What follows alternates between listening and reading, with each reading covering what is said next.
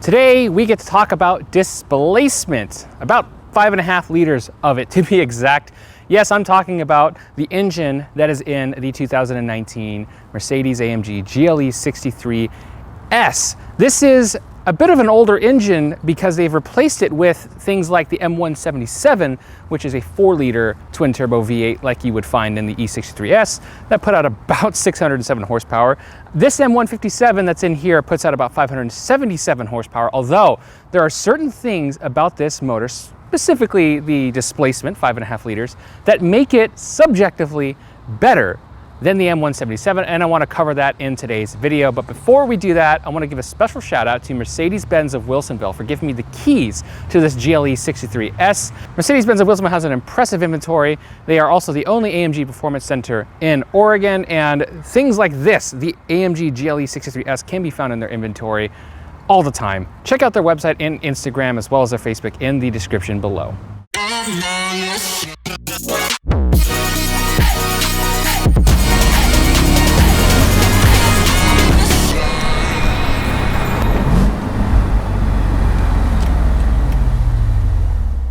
So how can an engine that is on paper be less powerful, less efficient, and overall just older in design and technology be any better than the current offerings from Mercedes-AMG?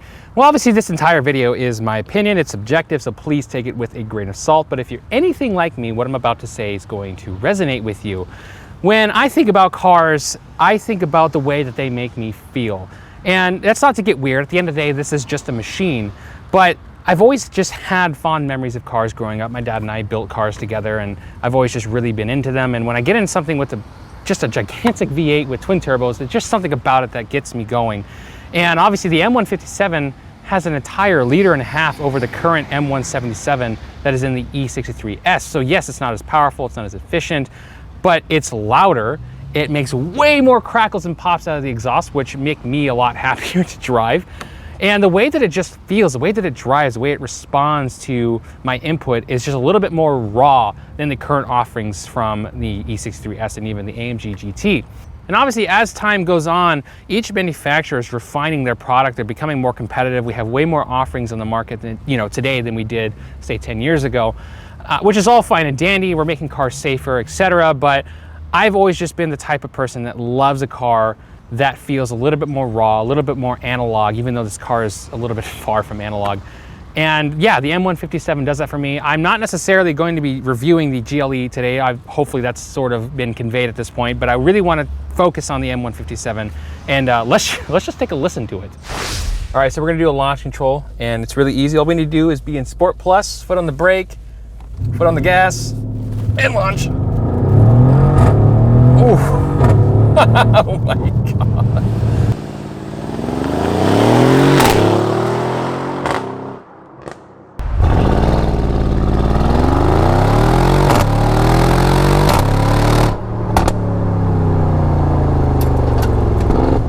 Okay, so maybe now you can see why the M157 is so good. It's so loud, and there's just so much drama with this engine.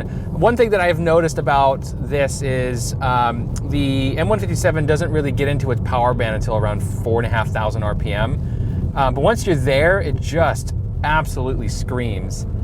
And I've driven the GLE43, and it's nowhere near as fun as driving this. This is just so much more of an animal, and it almost has more of an analog feeling to it.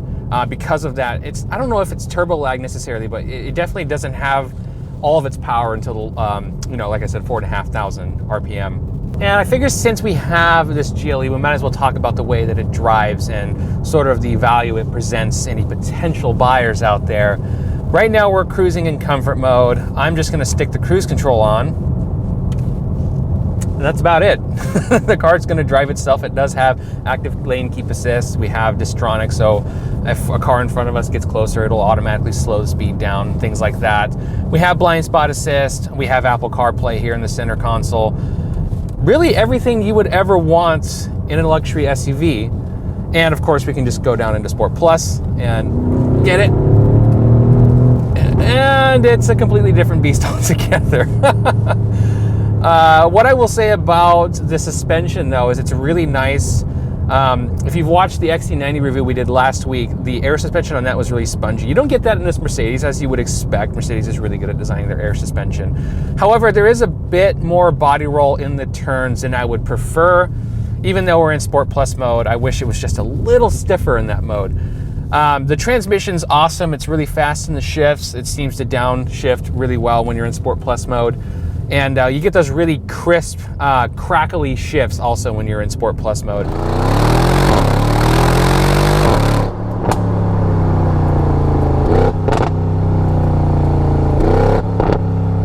Even if we're in comfort mode, which we'll shift to, we'll still get some of those crackles and pops, just not as pronounced. But overall, I would say the GLE63s is plenty sporty enough for when you want it to be, but in comfort mode, it's gonna do the job very well, and I don't think your grandma's gonna have any complaints if she's sitting in the passenger seat. The M157 brings so much character and makes the GLE feel far less of a people carrier and more of something that I would actually want to drive on a daily basis. And that kind of brings me to my next point. The current GLE63 that I'm driving is technically last year's model. The new GLE63 is going to be coming out, and it's probably going to be sold out, I would imagine, and guaranteed not sold underneath MSRP for at least a little while. And this is going to be a good bargain. I would hope so. I mean, obviously the dealers that are still sitting on these are going to start discounting them, and any GLE63s that are sort of in loaner service like this one are going to be significantly discounted. Now you might be asking yourself, well, I want the new GLE63 because I want the new tech, I want MBUX, and I want the new design. Okay, well that's up to you. That's obviously your opinion, but I think you should strongly consider driving one of these before you try and order a GLE63, at least a brand new one, because this is still a lot of fun. We still have all the technology you would expect to have in 2019 going into 2020. Obviously going to be at a significant discount. And for me, that's sort of the golden ticket. I love cars that can bring a certain emotion to me, like get me excited and make me giggle, but also be inexpensive. I mean, obviously this is still going to be a fairly expensive vehicle, but I mean inexpensive as compared to the competition that's out there right now. Now, I'm not trying to sell you this GLE63, although it's probably going to end up for sale on Mercedes-Benz of Wilsonville's website at some point, so check it out. But what I am suggesting is that maybe there's a car out there that is going to excite you, that you don't have to spend as much money on as you had previously expected.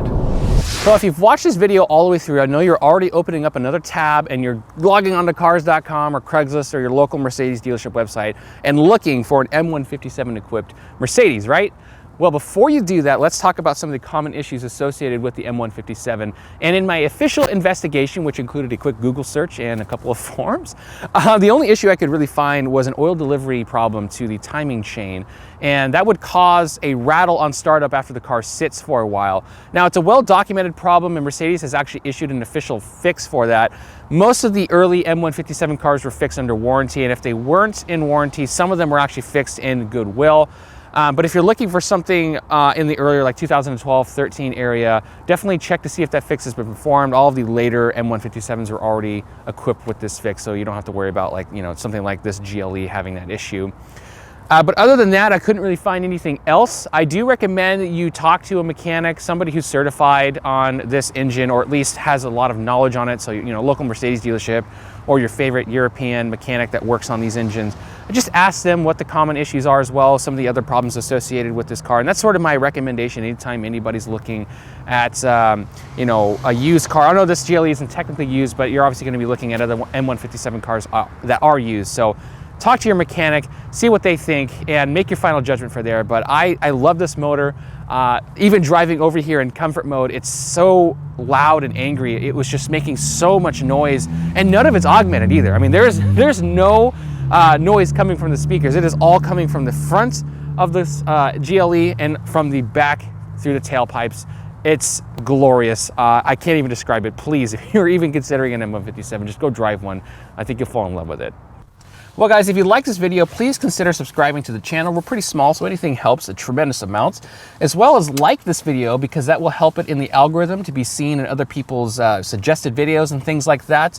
Also, like us on Facebook, The Auto Informant, as well as Instagram. I just rebranded everything. We're getting things going, I think, on a good foot, and it helps us out a lot. Any, support that we get is a tremendous help. If you have any questions about the M157 or even the GLE, any of the comment sections on Instagram, Facebook, YouTube, you name it, just send us a comment and we'll be sure to respond to it immediately, or even send us a DM, that can work too. I also want to give a super shout out to Mercedes-Benz of Wilsonville for giving me the keys to one of the last M157 equipped Mercedes-Benz to be produced. This engine is a real treat and I've enjoyed making this video. I really think the M157 is going to be a legendary motor, something that people are going to covet here in the next 10, even 15 years. I also want to mention that this engine can be tuned to like over 700 horsepower relatively easily. So keep that in mind if you're looking at one of these. These are incredible engines. Anyway, I won't keep you guys any longer. I really appreciate you taking the time to watch this video, and I hope to catch you in the next one.